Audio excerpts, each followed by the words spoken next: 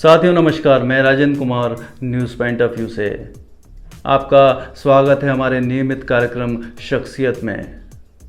आज हम दो लोगों के बारे में बात करेंगे, एक पार्थ चटर्जी और दूसरी अर्पिता मुखर्जी की। इससे पहले कि मैं आगे बात करूं, आज ही मैंने खबर देखी कि मध्य प्रदेश की राजधानी भोपाल में चिकित्सा विभाग में पदस्थ एक क्लर्क के यहाँ 85 लाख रुपए नकद प्राप्त हुए और कई प्रॉपर्टीज़ के कागजात मिले हैं। जब ईओडब्ल्यू उस क्लर्क के आलीशान घर में छापा मारने पहुंची तो उसने जहर खा लिया। अभी वो अस्पताल में भर्ती है। जब आपको मालूम है कि ये बेईमानी का रास्ता और ये भ्रष्टाचार का रास्ता जहर पीने जैसा है, तो भोगते वक्त क्यों नहीं जहर पिया? जब अंजाम का समय आया, जब भुगतने का समय आया, तो आप जहर पी रहे हैं। जहर इसलिए पी रहे हैं कि सवालों से बचना है। सवालों के जवाब तो देना होंगे। भोगते समय तो बहुत अय्याशी के साथ आदमी भोगता है। मैं एक बात आपको बता दूं कि जो लोग बेईमानी कर रहे हैं, चोरी चपाटी कर रहे हैं, मक्कारी कर रहे हैं, उनको अंजाम तो भुगतना ही पड़ता है। ये जो अंजाम वो क्लर्क भुगत रहा है, उस क्लर्क का नाम है हीरो केशवानी।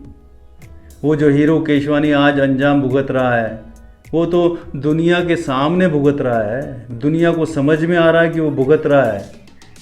उसके पहले तो लगता था कि बड़ी गाड़ी में घूम रहा है, बड़े बड़े घर में रह रहा है, अय्याशी कर रहा है, लेकिन ऐसा होता नहीं है। जो आदमी बेईमान होता है, जो भ्रष्ट होता है, वो मानसिक रूप से भुगतता ही रहता है। वो डर में जीता है। वो बिना डरे एक पल नहीं रह पाता। उसके घर में घंटी बजती है तो उसको लगता है कि मुझे पकड़ने आ गए। चोर के मन में हमेशा ही ये लगा रहता है कि मैं कभी भी पकड़ा जाऊंगा। तो ये मत समझिए कि बेईमानी के रास्ते में आदमी सिर्फ ऐश करता है। ऐश नहीं करता है, वो भय में जीता है, वो डर में जीता है। पूरा जीवन डर में जीता है। लोग 3 तल पर जीते हैं। पहला तल है वृत्तियों का। वृत्तियों में जीना मतलब समाज के ढर्रों पर जीना, परंपराओं में जीना, धारणाओं में जीना, जो सब कर रहे हैं वो करना। दूसरा तल होता है मन का। मन आदमी को भटकाता है, पद प्रतिष्ठा के लिए, मान सम्मान के लिए, पैसों के लिए। इस तल पर सभी लोग अलग अलग तरह से भटकते हैं। मन हर आदमी को अलग अलग प्रलोभन दे के भटकाता है।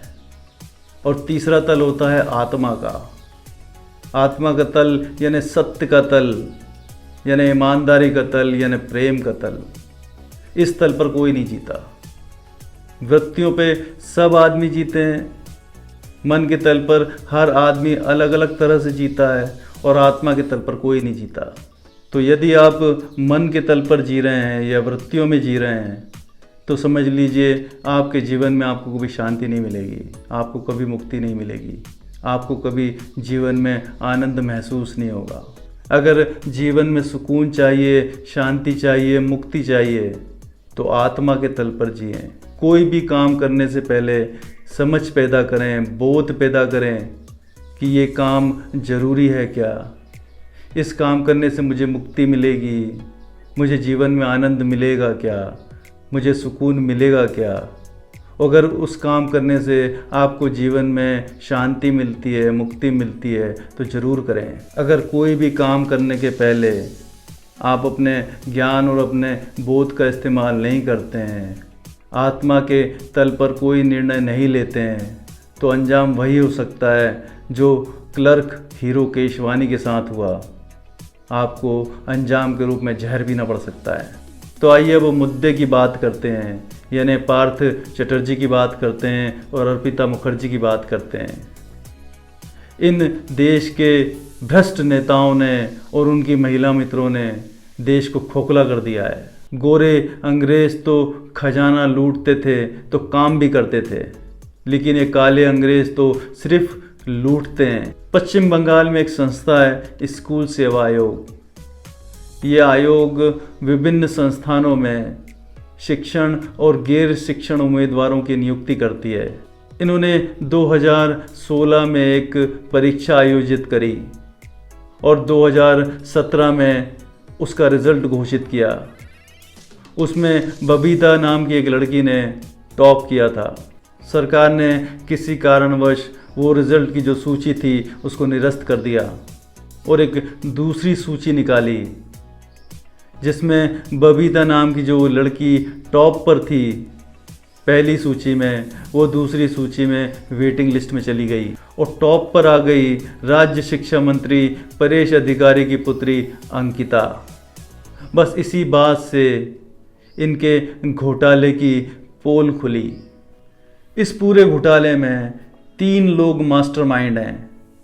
पहला नाम है पार्थ चटर्जी का, जो उस समय शिक्षा मंत्री थे। दूसरा नाम आता है परेश अधिकारी का, जो उस समय राज्य शिक्षा मंत्री थे। और तीसरा नाम आता है स्कूल सेवा आयोग के अध्यक्ष सिद्धार्थ मजूमदार का। अब बात करते हैं अर्पिता मुखर्जी की। अर्पिता मुखर्जी पश्चिम बंगाल में एक छोटी मोटी अभिनेत्री और मॉडल है। उसको फिट रहने का बहुत शौक़ है। उसकी जान पहचान पार्थ चटर्जी से थी। वो उसका चुनाव प्रचार करने भी जाती थी। जब पार्थ चटर्जी के यहाँ ईडी ने छापा मारा तो उसकी डायरी में कहीं अर्पिता मुखर्जी का नाम आया। जब ईडी ने अर्पिता मुखर्जी के फ्लैट्स पर छापा मारा तो उसके फ्लैट से 50 करोड़ रुपए नगद और करीब 4 करोड़ रुपए की ज्वेलरी बरामद हुई और भी कई चीज़ें बरामद हुई हैं। ना तो पार्थ चटर्जी बता रहे हैं कि ये पैसा कहाँ से आया, ना अर्पिता मुखर्जी बता रही है। ये लोग कमा तो लेते हैं, लेकिन वही है ना कि जब भुगतने का टाइम आता है, अंजाम का समय आता है, तो बोलते हैं हमें तो मालूम नहीं कैसे हो गया, कहाँ से पैसा आ गया। क्यों बेवकूफ़ बनाते हैं दुनिया को, बहाना मारते हैं, हार्ट अटैक का बहाना मार के अस्पताल में भर्ती हो जाते हैं। और जब भोग रहे होते हैं तब ये सब ख्याल नहीं आता कि हम गलत कर रहे हैं। ये पैसा इतना कमाते क्यों हैं, क्या करेंगे इस पैसे का? ये पैसा आपके लिए सिर्फ बेड़ियां लाता है और बंधन लाता है। आप जीवन पैसा कमाने के लिए जी रहे हैं या जीने के लिए पैसा कमा रहे हैं, इसको सोचना बहुत ज़रूरी है। आइए मैं आपको बताता हूँ कि पार्थ चटर्जी के यहाँ से और कितनी संपत्तियाँ बरामद हुई हैं। आप चौंक जाएंगे, जो देश के खजाने को खोखला कर रहे हैं और जनता को गरीब बना रहे हैं। कोलकाता के नकताला में घर, बोलपुर में 9 घर, डायमंड सिटी में 4 फ्लैट्स, बेलघारिया क्लब टाउन में 2 फ्लैट्स, बड़नगर में 1 फ्लैट, न्यू टाउन में 2 फ्लैट, सोनारपुर में 1 घर, जंगीपारा में 1 पैलेस, कोलकाता के बाग चतिन स्टेशन के पास पालतू जानवरों के अस्पताल के लिए 17 कट्टा ज़मीन, बरुईपुर के बेगमपुर में 25 बीघा ज़मीन, सिंगूर के दुर्गापुर हाईवे पर फार्म हाउस, दक्षिण 24 परगना में गेस्ट हाउस, गोसाबा द्वीप में सोनार गांव रिजॉर्ट, बुरईपुर में फार्म हाउस, बंटाला में लेदर कॉम्प्लेक्स में एच चाय एंटरटेनमेंट के नाम से 24 करोड़ रुपए कीमत की 10 बीघा जमीन, झारखंड में 24 एकड़ जमीन, वर्धमान में रेत खनन के लिए कई डंपर, पार्थ की पत्नी बबली चटर्जी के नाम पर स्कूल का निर्माण जारी, पिंगला में 45 करोड़ रुपए की कई एकड़ जमीन। जहां एक तरफ भारत की जनता गरीबी में रह रही है, भुखमरी में जी रही है, दूसरी तरफ ये घोटालेबाज लोग घोटाला करके ऐश कर रहे हैं। और ये भी बात सही है कि हमारी अशिक्षित जनता ऐसी है कि अगर यही मंत्री, यही घोटालेबाज मंत्री अगली बार चुनाव में खड़ा होगा तो उसको जिता भी देंगे। जनता को समझना होगा जनता को जागना होगा। नमस्कार।